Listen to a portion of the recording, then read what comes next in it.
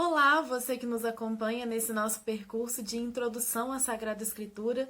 Seja bem-vindo ao vídeo dessa semana.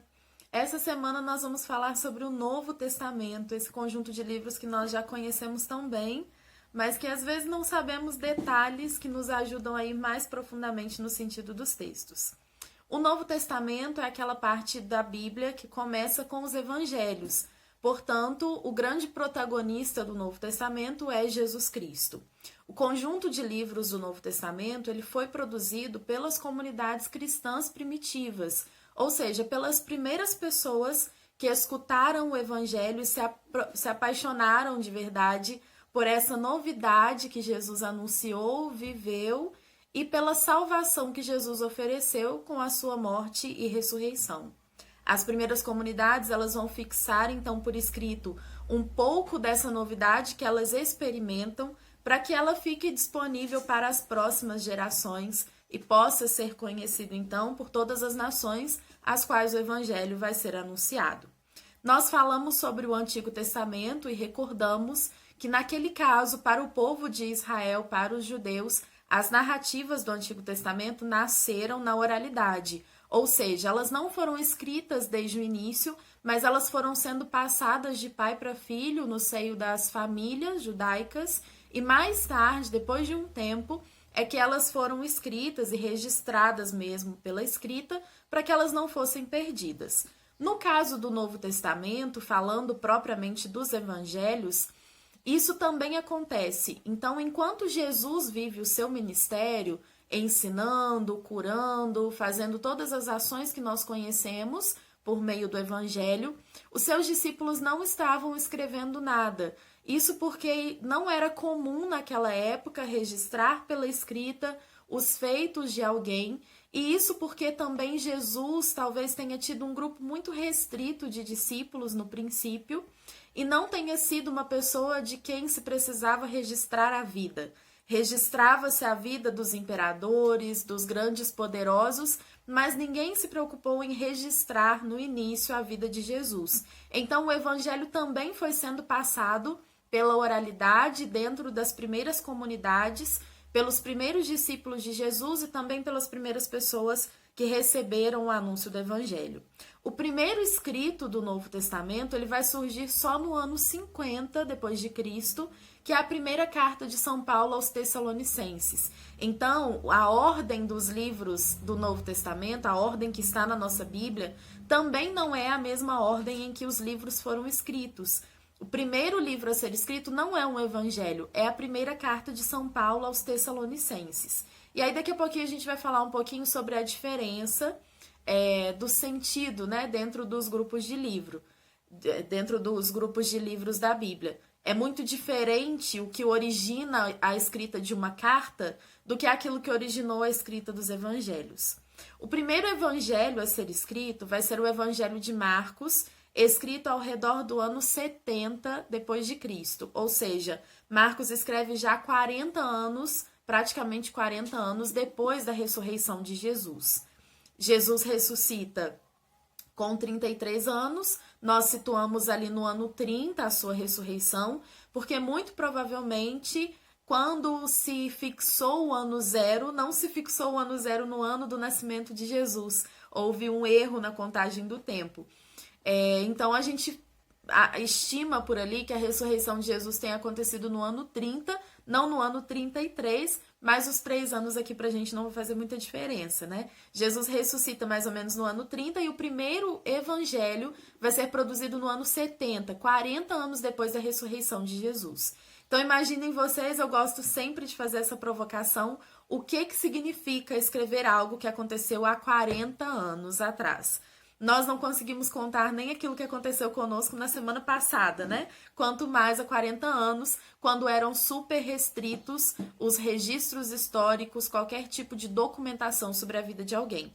Então, quando Marcos escreve o seu evangelho, ele tem à sua disposição única e exclusivamente o testemunho oral das primeiras comunidades, daquelas pessoas que conviveram com Jesus e que anunciaram o evangelho primeiramente. Então, Marcos é o primeiro evangelista, ele também escreve de uma forma muito sucinta e para Marcos, Jesus se revela por meio das suas ações.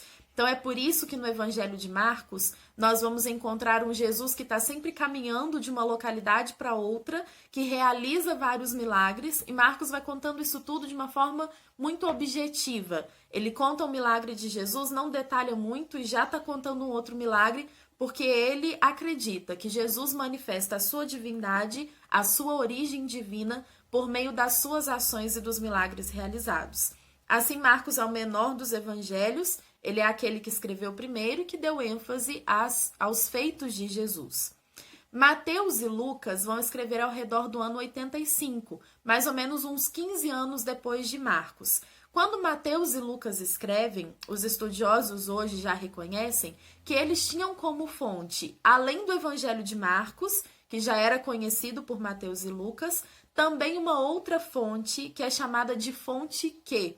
A fonte Q, ela é uma fonte que nós não temos documentada, não temos acesso a ela, mas provavelmente ela existia no tempo em que Mateus e Lucas escreveram seus evangelhos, e ela era uma fonte composta por ditos de Jesus. Então, falas que Jesus tinha pronunciado. Não era uma narrativa completa, como um evangelho, que contava as situações, as circunstâncias, que situava no tempo e no lugar os acontecimentos. Era só um conjunto de falas de Jesus que ficaram presentes nas primeiras comunidades e foram reunidas. Assim, às vezes a gente se pergunta, por que Mateus e Lucas contam certas coisas que não estão em Marcos? Por que Lucas tem tantas narrativas relacionadas, por exemplo, à anunciação do nascimento de Jesus, à sua infância? É exatamente porque eles conheciam Marcos e escreveram um evangelho que tinha como objetivo completar algumas lacunas deixadas por Marcos.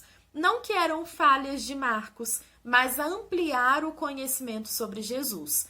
Marcos, Mateus e Lucas têm o objetivo de mostrar quem é Jesus para as pessoas que ainda não o conhecem.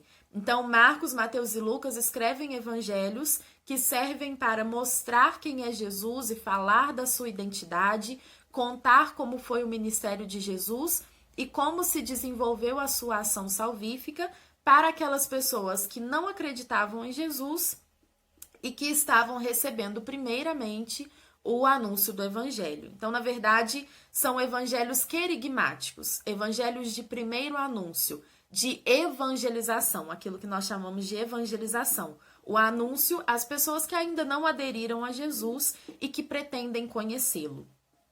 O quarto evangelho, João, é um evangelho um pouquinho diferente desses outros três. É por isso que nós chamamos de Mateus, Marcos e Lucas de evangelhos sinóticos, porque eles têm um mesmo olhar. Sinótico significa isso, mesmo olhar e mesmo objetivo sobre a vida de Jesus. Ainda que eles contem algumas coisas diferentes, Lucas tem narrativas que não existem em Marcos, Mateus tem narrativas que não existem nos outros dois, eles têm mais ou menos o mesmo projeto, o mesmo objetivo ao escreverem o seu evangelho. João se distancia desse objetivo. João vai escrever mais ou menos ao redor do ano 100, já 70 anos depois da ressurreição de Jesus. E João não tem o objetivo de contar quem foi Jesus, nem de narrar com detalhes os acontecimentos ao redor da vida de Jesus, porque isso já foi feito pelos sinóticos. Então, João dá um passo além para catequizar uma comunidade que já conhece Jesus. Então, eu sempre gosto de dar esse exemplo, funciona mais ou menos assim. Se você ainda não conhece Jesus e deseja conhecê-lo, você tem à disposição os 3 primeiros evangelhos, Marcos, Mateus e Lucas. Agora, se você já conhece Jesus, já leu os 3 primeiros evangelhos e quer aprofundar a sua fé em Jesus, você tem à sua disposição o evangelho de João.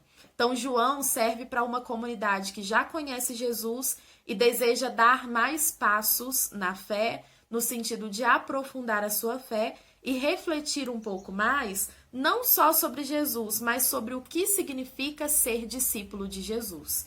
Então, assim como nos 3 primeiros evangelhos, o protagonismo é de Jesus, o objetivo é dizer quem é Jesus, em João, ao lado de Jesus, estará também a comunidade dos discípulos como protagonista. E o objetivo não será só ensinar quem é Jesus, mas mais do que isso, é ensinar como ser discípulo de Jesus. Então é por isso que o Evangelho de João, às vezes, nós o acusamos, né? de ser um pouco mais difícil, de ser um pouco mais complicado, porque João traz textos que não são contados pelos outros evangelistas, né? E mesmo os textos que são contados pelos outros evangelistas são narrados por João com um novo olhar, né? Se a gente pega João 2, por exemplo, as bodas de Caná, João 4, o encontro de Jesus com a samaritana, João 11, a ressurreição de Lázaro, nenhum desses textos é contado nos outros evangelhos sinóticos, né? Nos outros evangelhos, os sinóticos. Mas alguns textos, por exemplo, toda a narrativa da paixão e ressurreição de Jesus é narrada nos sinóticos, mas é contada por João com um novo olhar.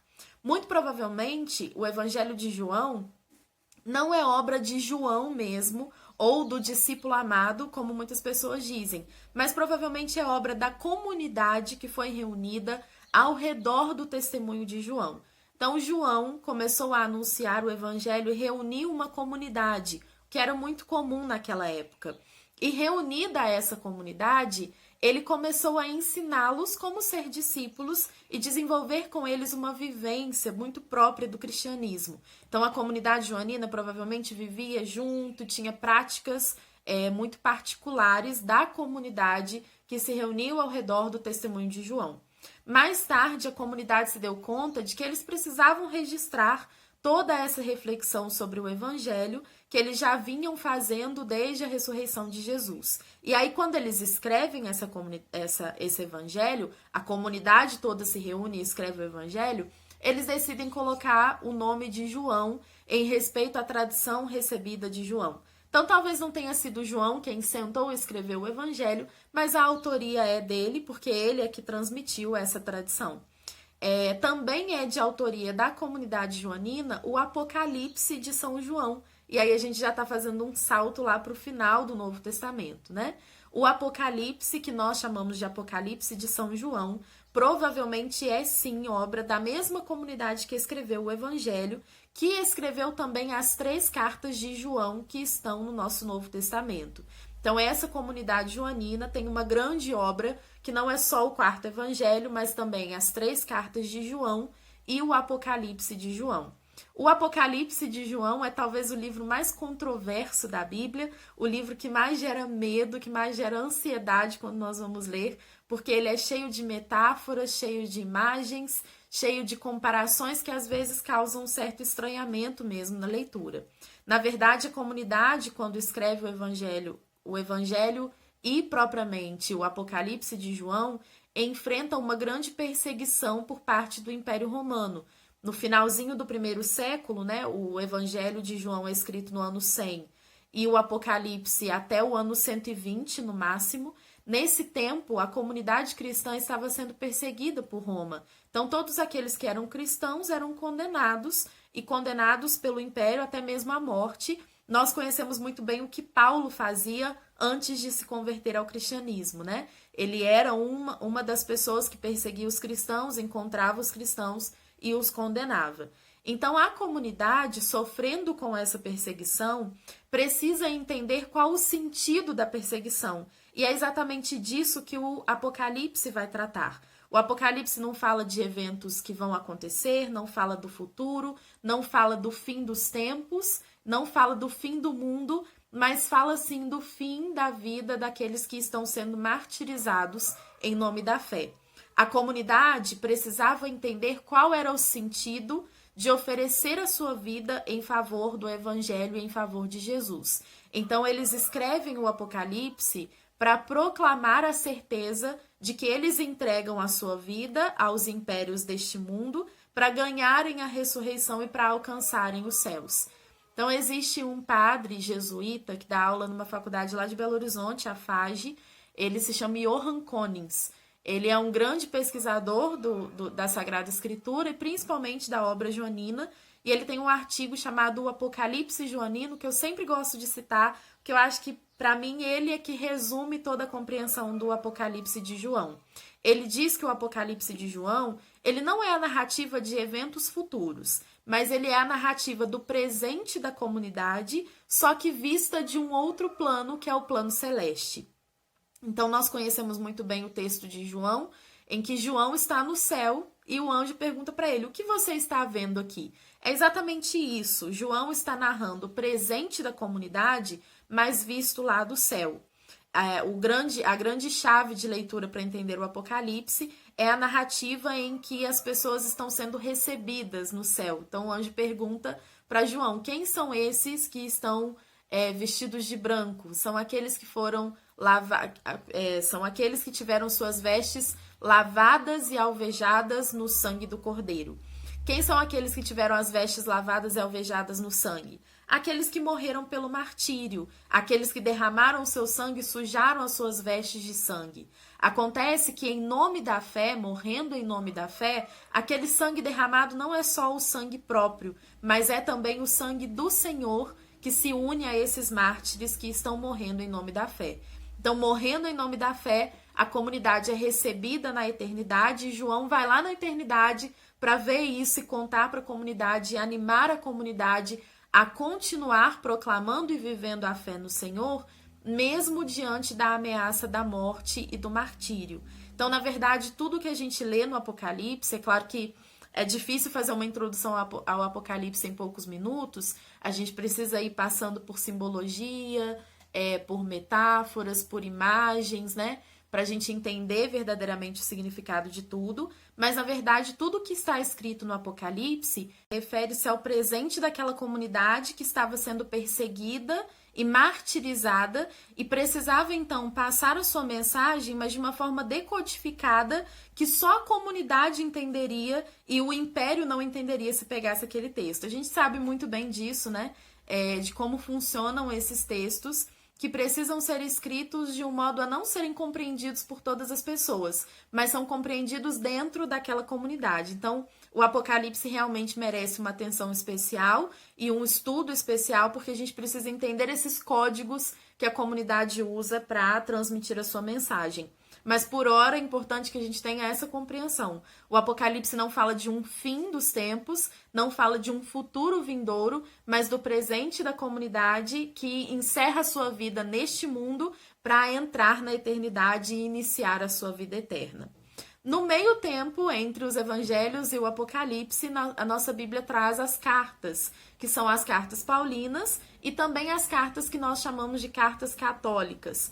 As cartas, todas elas, são escritos que a gente chama de escritos ocasionais, escritos que são feitos para necessidades direcionadas das comunidades. No caso de Paulo, fica um pouco até mais fácil da gente entender, porque Paulo passou o seu ministério fundando comunidades fora da Palestina, fora do lugar onde Jesus havia vivido, porque ele entendia que se precisava anunciar o evangelho em outros lugares. Então, ele vai fundando comunidades e anunciando o evangelho, e quando ele parte dessas comunidades fundadas, ele nunca rompe os laços com a comunidade de uma vez. Ele sempre tem a preocupação de enviar mensageiros para saber notícias da comunidade, ou às vezes a iniciativa é mesmo da comunidade de enviar uma carta para Paulo, perguntando alguma coisa ou relatando alguma situação. E aí, a partir dessas necessidades específicas da comunidade, algum desafio que a comunidade está vivendo, ou alguma boa notícia, ou algumas dúvidas, como é o caso da primeira carta aos Coríntios, a comunidade envia para Paulo uma carta cheia de perguntas, com algumas dúvidas que eles estavam vivendo. E aí o que Paulo escreve, as cartas que ele escreve, são direcionadas à solução dessas dúvidas, desses problemas, dessas indagações que a comunidade tem. Então são escritos que a gente chama de escritos ocasionais, dirigidos a uma necessidade específica, mas que todos nós sabemos pela nossa experiência de leitura e escuta, que são textos que falam muito para nós hoje, porque nós como comunidade, ainda que enfrentemos outros desafios, recebemos a palavra de Deus com a mesma alegria que aquelas comunidades recebiam, e ela tem a sua atualidade de iluminar os nossos desafios atuais, ainda que tenham sido escritas diante de desafios diferentes, né? Sempre gostamos de dizer isso, que as comunidades cristãs continuam enfrentando os mesmos problemas, as mesmas questões, os mesmos desafios, que às vezes se apresentam sob formas diferentes, mas que nos tocam da mesma forma e que nos desinstalam da mesma forma.